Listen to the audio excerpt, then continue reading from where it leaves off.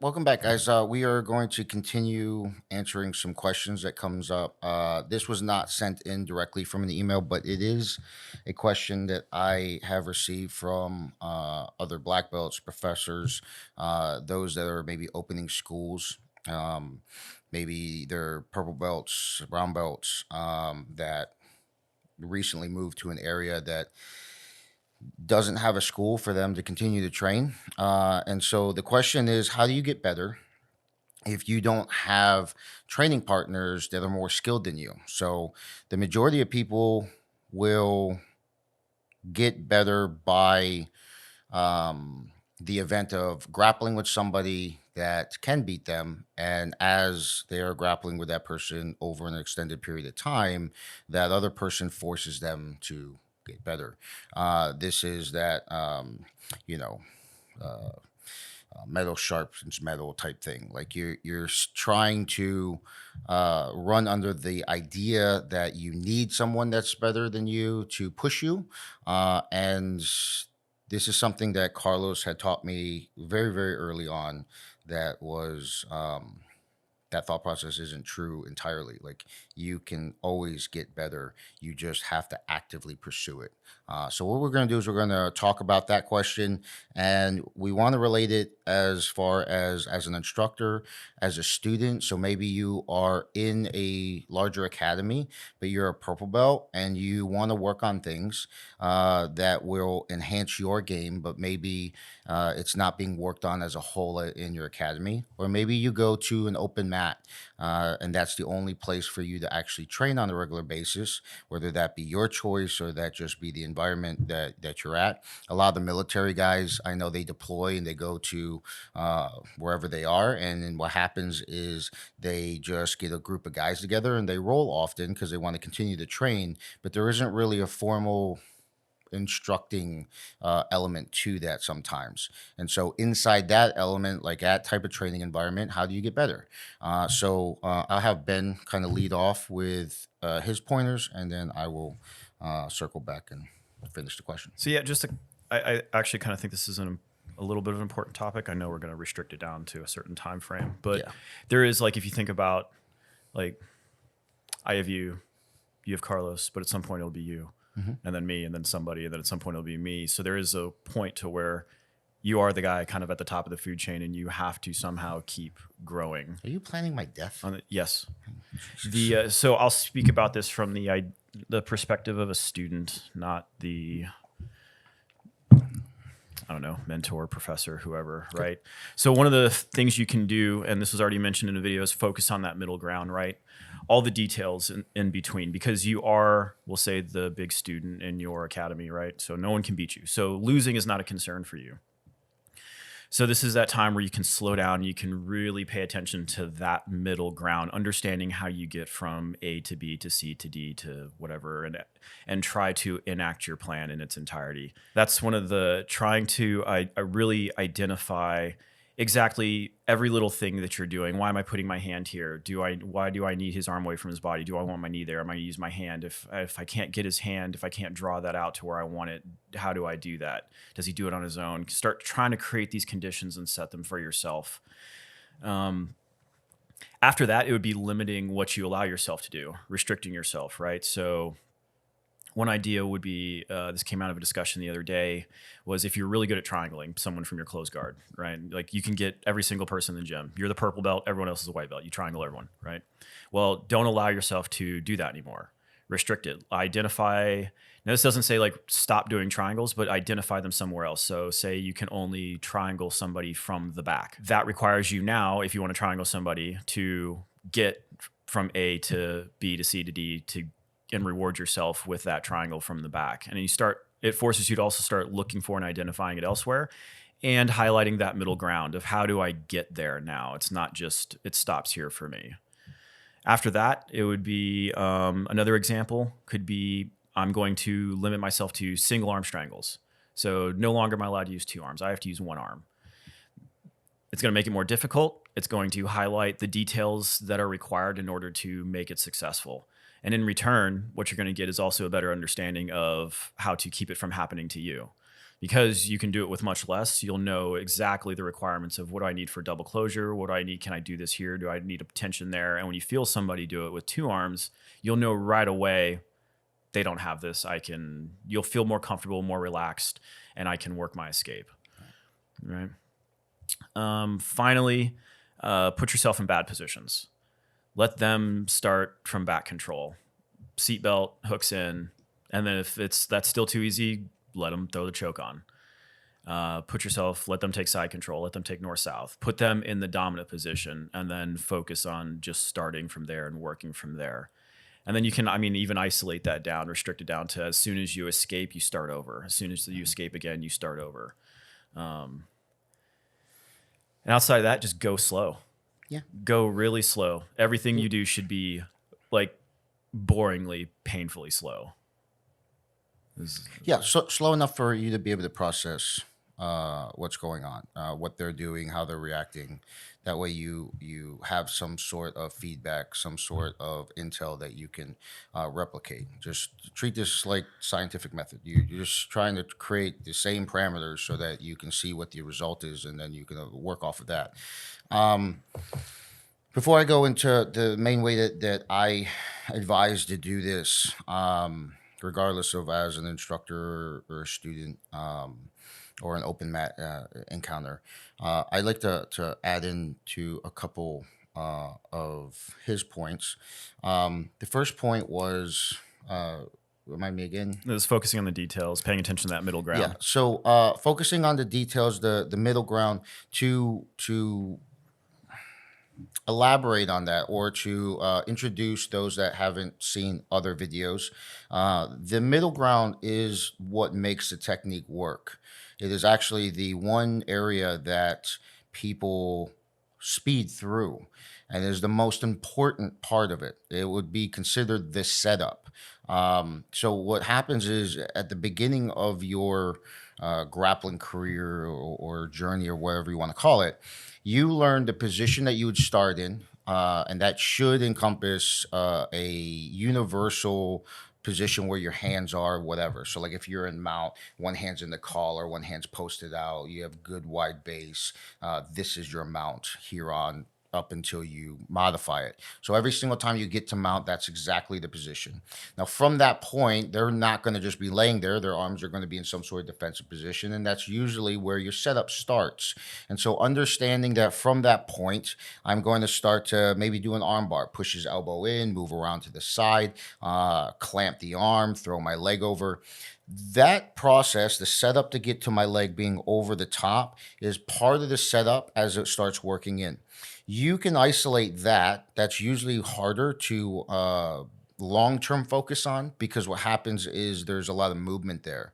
An easier place to actually focus on that middle area would be after your legs over the top of their head. Like once they're clasped their hands, right? And you're about to stretch their arm out, you're going to do some sort of break. Being able to be in that position and allow them to try to get their elbow to the ground, but every single time they do, you scoot your hips in, or you're cutting the angle, or whatever it is, like just making sure that they can stay in that environment forever, as long as you want. And then also for you to be able to exit out of that position back to mount and control, or maybe a couple steps back to like the S mount position. Obviously, you would have to have some sort of knowledge of a mount arm bar for this to all make sense. But what's happening is that's the middle part. Most people focus on the start, so what it looks like at the beginning, and then the stretching and the tap. Like, I need to get their arm straight. So what they do is they start to grab the arm, and then they try to throw their leg around as quickly as possible and just snap their arm out faster than the other person can bend their arm. The people that are amazing at securing submissions, you'll find that they don't care if you're defending. Like, they anticipate it. In fact, your defense probably makes the submission easier because it's taken into consideration. I'm not trying to avoid your defense. I want you to defend. And by you locking this in and me squishing your elbows together, it allows me to stretch your arm over the top. Like, all of these things are applied within understanding the middle part. And if I can master that, then in turn, I can be confident that as I start to set it up, If I get to a certain area, I'm going to have a much higher probability of working and completing the submission. You'll start noticing that too. You'll see you'll hit a certain point through those step A, B, C, D, etc. You'll hit a point to where you feel them stop moving. Right. And then you start noticing it, and I can go from here C, D, E to, and like there's no more movement. And then that's control. Right. Now it's, as long as I do this, it's just on me to go nice and easy and finish it correctly. Right. And Yeah. you'll feel it in them. They'll stop. They'll literally stop moving. And there was a point where you were talking about transitions, moving from one to the other, focusing on details, limiting yourself, which is, I believe, one of the things that you were talking about. Limiting yourself does not have to be like me putting my hand inside the belt. In fact, I was taping tennis balls to your hand. Yeah, I've seen socks. Close your eyes. Anyways, I should have put those on the list. I won't. Yeah, I'm not gonna. I'm not gonna talk about some of the weird shit that I've seen. But the thing is that those are not environments that you grapple in. Remember, one of the principles that I hold my senior ranks to is you should not be grappling with anyone in a way that is not similar or mirrors the way that you would grapple the best grappler that you've ever grappled before, like where it's on the line, like you actually care, you're not giving them space, you're doing like your grappling style, the way that you actually perform needs to be replicated in every grappling match that you're doing. Just because you're allowing somebody to work doesn't mean that you just pretend to be someone that you're not, because you're not getting much out of that. You may get a little bit of skill development there, but nowhere near as much as if you can find a way for that person to do the same thing that you were trying to do, but do it in a way where they work for that, where your hands are where they would normally be, because this is something that they're going to see on a regular basis. They are not going to grapple somebody with one arm in most scenarios. You are not going to be one-armed in most scenarios. And so the thing is that for you to be able to grapple like that, yes, is it a cool skill? I guess. But the thing is that you have two arms. You're always going to use them. You should at least limit how much strength one or the other has. Maybe you identify ways that you grabbed previously that were not as effective. And so instead of doing that, instead of grabbing high on the collar, you grab lower on the collar, because sometimes that's all you can do. But you're still grabbing them, and they are still receiving stimulus that is going to be replicated by future grappling matches. So one of the things that you can do by limiting is, like, if you're in side control, right? Like I'm in side control. Instead of just smashing them and controlling and locking that position, what I can do is I can relax, and I can put maybe my forearm on their shoulder and my elbow on their hip, and I can lift my chest off of them and see how much actual pressure I need to hold them in the position as they're trying to escape. Maybe I don't need full body contact. Maybe I can turn my hips a little bit away. Maybe I can provide space so that they feel like there's a place for them to get their knee in. And by doing so, their escape has more hope behind it, and therefore it will be more committed, which will provide more opportunities for you to transition or submit them. I am trying to see what actually controls side control in this area. I am staying as close to the way that I hold side control as possible, but I'm trying to see, is my hip being right next to theirs very important? I would answer yes. But is my hip being close to their shoulder very important? And I would answer no. The reason for that is because I know that, yes, if I flatten them chest to chest, it feels secure. But if I tilt my hips a little bit, I still have full control of that person. How much can I pull away from that person and still be able to maintain control? And at what level of grappling skill can I replicate that at? So if I can do that to a white belt that has 2 months of training, can I do that to a white belt that's about to be a blue belt? Can I do that to a purple belt? Can I do that to a brown belt?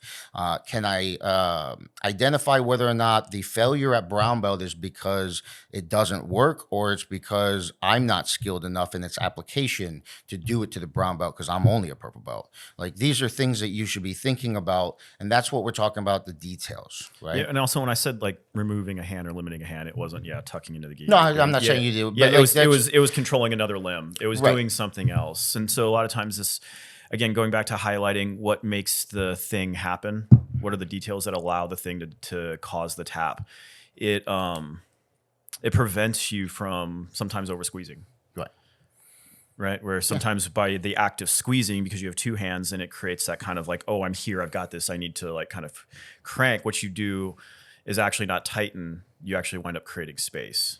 And I found it to be impossible if you have one arm. You're not able to, if you try to do it with one arm and the other arm's out busy, it's posted, it's doing something else. And this one isn't even gripping. Maybe it's on the floor, it's over the shoulder, trying to like walk down the shoulder blade or something. You can't squeeze. It's not something that's, so all of these are just purposeful understanding of your body and what's happening, and then slowly extracting things to figure out, oh, that's important, I need that, because the other important part about that, like the other benefit of that is once you can figure out what you need to control something, you will be able to reverse that and go, the real control points in this position, this technique, this pass are here and here.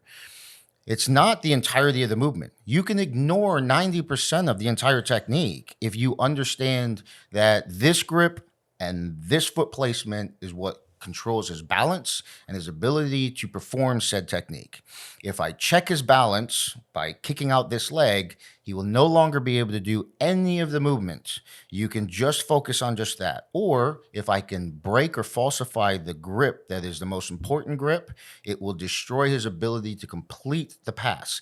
So I don't have to go, oh, he's doing this pass, I need to stop all movement. I don't care.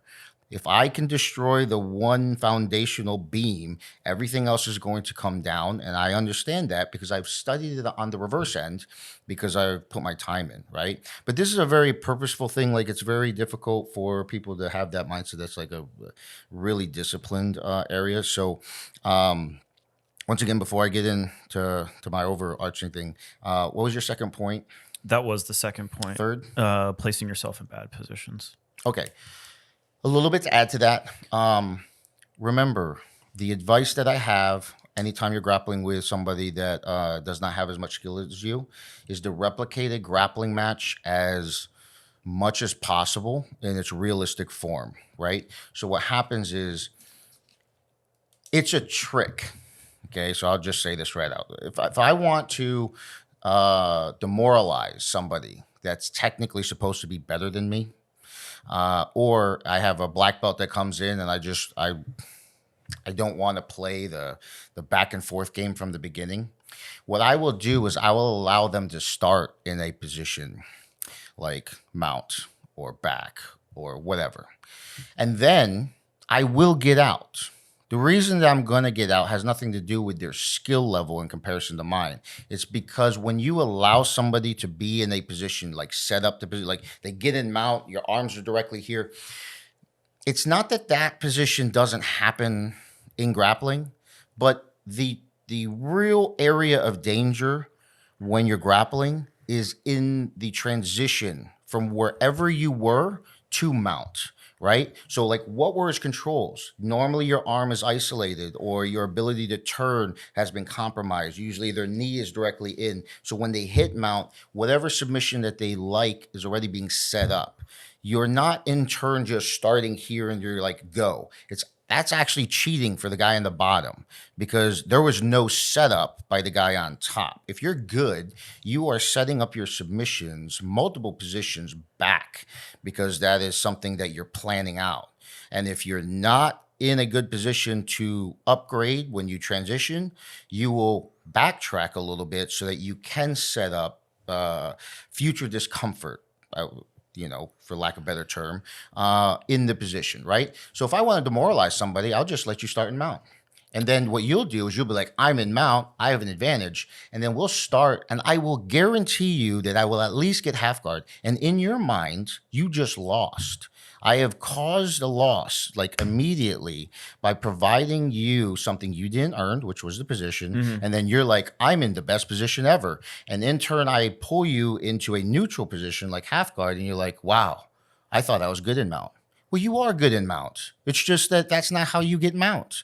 And if you don't understand that, that can actually affect your long-term grappling with that. So my advice is if you give somebody mount, you should plan it out from the start of the grappling match. Like if you want to work like mount escapes, what'll happen is you work it in the way where you're trying to work guard, and then you work your guard normally, and whatever pass they like, you make them actually get it, but you don't really fight them. So now they're passing to how they would normally pass. And then what happens is you force all of their angles to be the mount technique, transition to mount, is the optimal technique. Like it is, out of all of their options, they should go that way. So if they like going north-south, you block that area so that it's impossible for them to go. If they start doing something, you threaten to replace guard. If they do something else that allows you to roll away, you start showing that, but you let them pull you back constantly. And then they're going to go, well,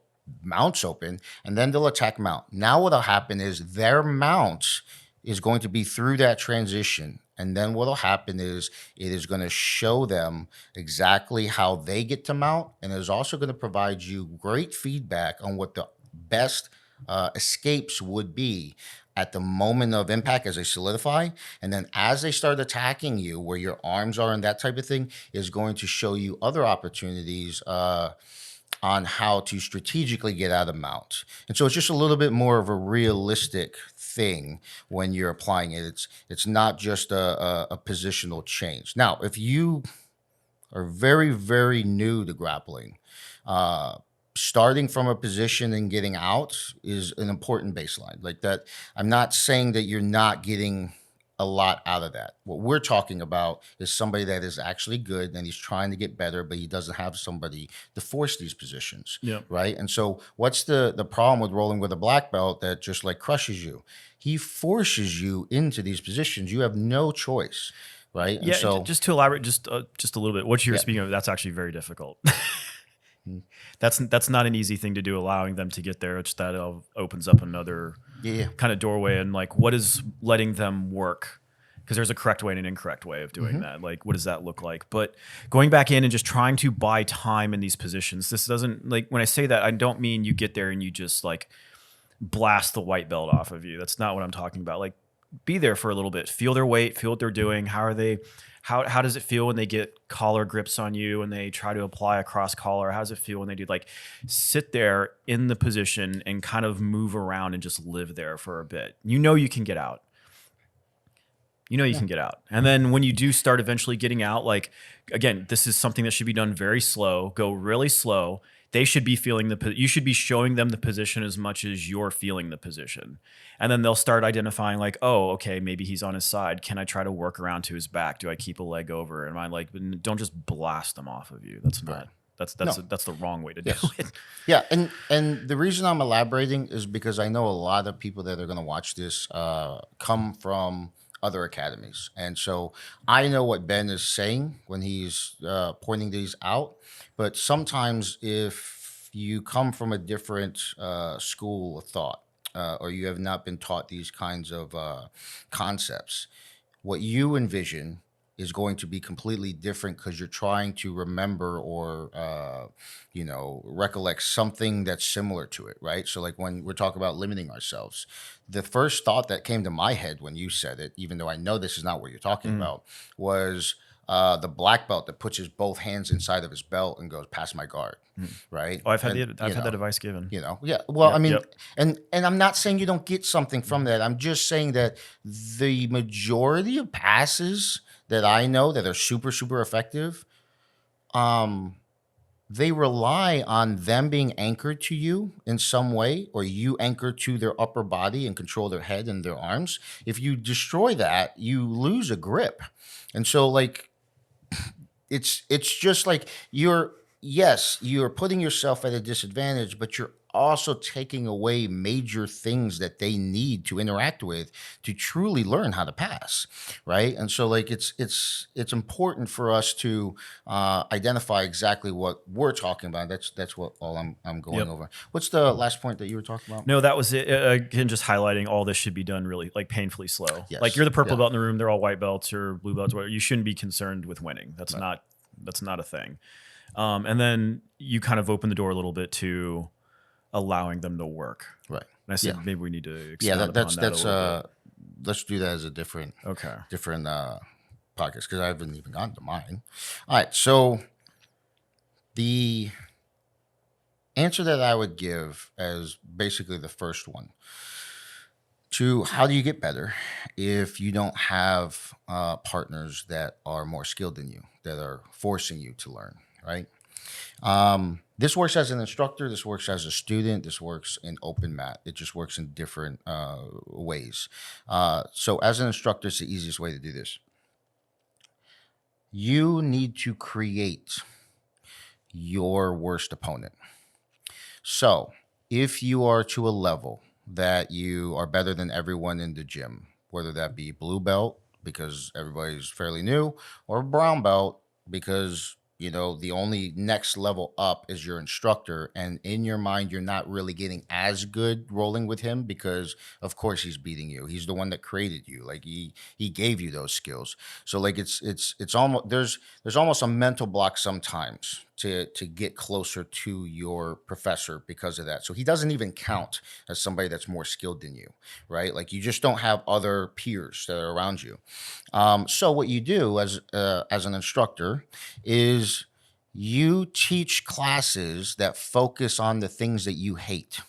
And so, like, if you have an open guard and you absolutely hate stack passes, because if somebody stacks you, you panic or whatever it is, whatever the reason is, or if you hate people forcing you in the half guard because you like to stay at distance or whatever it is, focus parts of your classes. Once again, do not take the class and just have it just this focus, but like you want to add pieces of it. Teach a pass that you know that you have difficulty to. Create details into it. Give them every single thing and then apply what you do in the class so that people can understand, like, this is what the professor does. This is what the purple belt does, whatever it is. And then teach them how to be an annoyance. What you're trying to do is you're trying to bump their skill in an area that one, that you would like to work on, two, you in turn have problems with, and three, if that was the only area that person could focus on, their skill level would rise really, really high. Like if you grapple as a purple belt with a white belt, you can't get them to purple belt level, but you may be able to focus on an area of their grappling that you can get them close to purple belt level, because not only are you focusing on it and you're teaching them, and as class after class after class, you're just building upon those skills. What happens is you're telling them that's what you're going to do, right? So the thing is that you are actually creating your worst nightmare, and by doing so, you have to create new things. But if you're a black belt or an instructor, and this is a different topic, like down the line, and you're not rolling with your students consistently, and you're not giving them feedback on how to beat you, they will never receive enough skill to force you out of your comfort zone.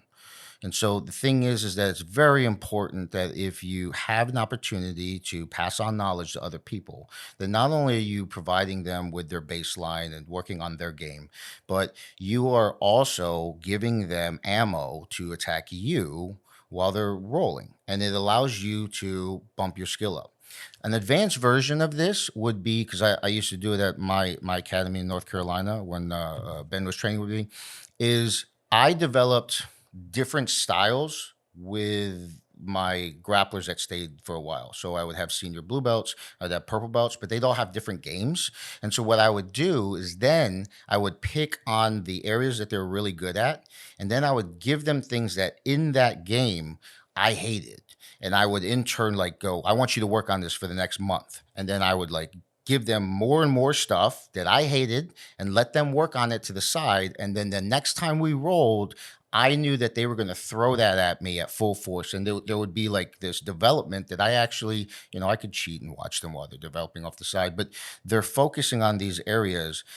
So we had one guy that was really good at open guard, and what I would do is I would teach him how to break my grips on all my passes, not allow me to get close to smash him. And in turn, what happened was I would just allow him to do that. And he really liked that, and he really made that his own. And what happened was when I would roll with him, I would have to find new ways to frustrate those developments. And it made me change my grappling style, at least when I came up to that. And you can do that if you plan it. Like it's purposeful training. You are thinking about that long term.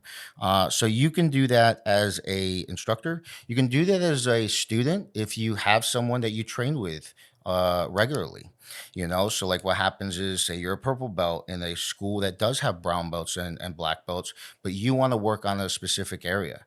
And so the thing is that you can provide whoever your training partner is, with the same mentality of the last thing that I said, which was the instructor doing it.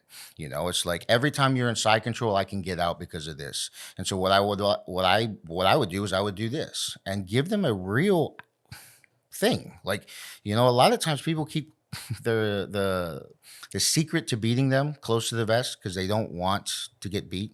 Like it's an ego thing. Like, give that out. You're supposed to lose while you're training. Like you want to create areas that force your development.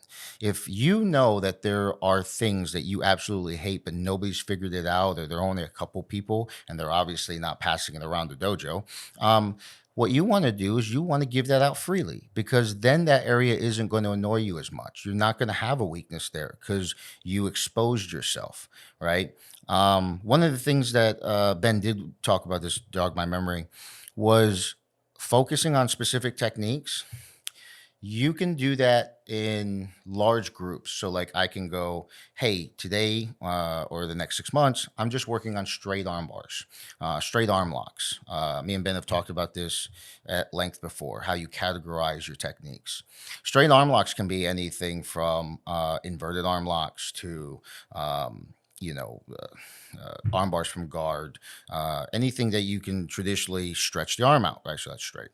And so in turn, there's a lot of those, but that opens your game to every position. You can develop skill sets by going, that's my target, but that's really broad. You can isolate them by going, I'm only doing straight arm locks from guard, which still allows you a lot of techniques, but now all you're doing is focusing on one position. So they know what they're looking to defend if you tell them. So you can do this in two ways. You can tell them what you're working on, or you cannot. If you're not, it kind of like, it's just your personal development. They don't know about it. When you tell them, obviously, they're going to be like keeping their arms in the whole time, which makes it very, very difficult. Now you have to trick them to stretch their arm out. And then you can do it to the ultimate, I guess, thing where you're like, I'm going to do a inverted arm lock with my left arm on your right arm by being on my left side. And that is the only submission I'm allowed to finish. Like, I will threaten other submissions maybe in my setup, but the thing is that is the submission, and I will get it 3 times before the end of our full grappling match. And obviously this is an environment where you're controlling your training, so this will be a cool open mat thing, or it'd be as an instructor. And so maybe you'll get that once. Maybe what happens is it takes you like an hour and a half to get all 3, which means that you get smoked. But it's isolating the area where they have to truly defend themselves. Now, silly stuff happens during this type of mentality. Like, guys will like lay on their back when they normally don't, because they know that you have to be in guard. And yes, you can work through that and develop ways to get them to get on top, because their goal is to win too. Like, it's just not to not lose. So there are a lot of ways that you can kind of work around that. So just a few options that are there. The big one for me is you are studying yourself and developing your skills by passing on the things that you know are that would work on you. If you had somebody that was of equal skill to you, this is the perfect person to crush me. And what I'm going to do is I'm going to make my training partners that person, because by doing so, it forces my development. Or at some point, they're going to have all the abilities to beat me. And now this question just, well, it doesn't exist anymore, because you do have somebody that's skilled, that's forcing your development. And so you probably have a different question. But that's my answer. And it kind of works across the board with everything. Everything that Ben said was obviously on point. There are a lot of strategies for this. Carlos gave me a couple. I'll go over in a future conversation. But I think that's a pretty decent answer. Anything you want to add before No, we I close it think off? I think we covered it. All right. Well, I hope you guys are enjoying this series. Once again, content@eliteu.com if you want us to answer any questions. As you can tell, I have a long list of topics that we're talking about anyways. So I'll see you in the next video.